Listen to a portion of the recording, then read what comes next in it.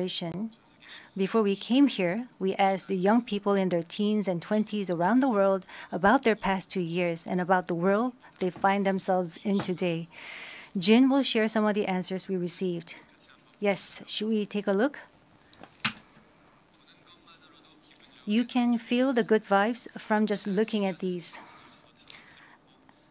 There were times during the past 2 years when I too felt bewildered and troubled.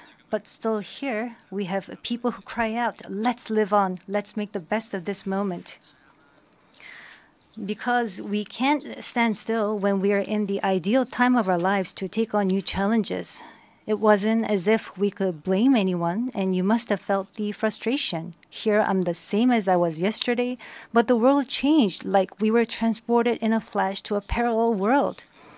I was saddened to hear that entrance and graduation ceremonies had to be canceled.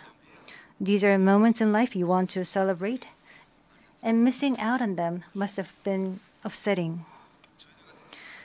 We were heartbroken when our long-planned concert tours were canceled.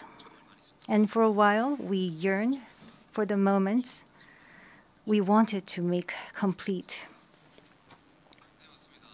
Yes, it was a time for us to mourn for the things that COVID took away from us. A time to discover how precious each and every moment we'd taken for granted were. Suga mentioned the precious things we'd taken for granted. And lots of people answered our question by sharing pictures of their precious moments. Many people showed how they share their moments with nature. I think during these 2 years, they found dear the time they experienced and care for nature. Yes, but maybe because we feel an encroaching sense of dread that our time on this earth is limited, we just talked about the things we mourn, and I shudder to think about mourning for the earth. Everyone agrees that climate change is an important problem, but talking about what the best solution might be, that's not easy. It's a topic that's tough to make conclusions about.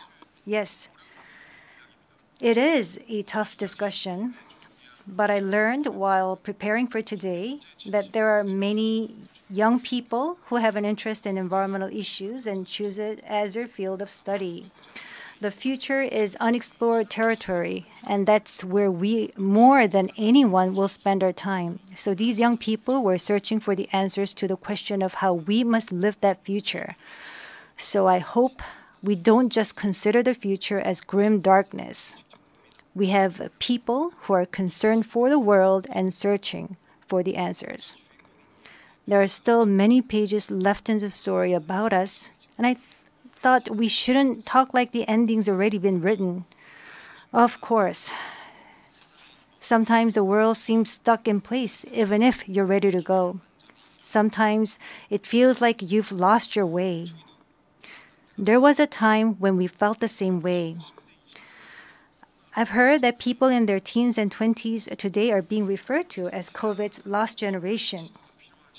That they've lost their way at a time when they need the most diverse opportunities and must try new things. But I think it's a stretch to say they're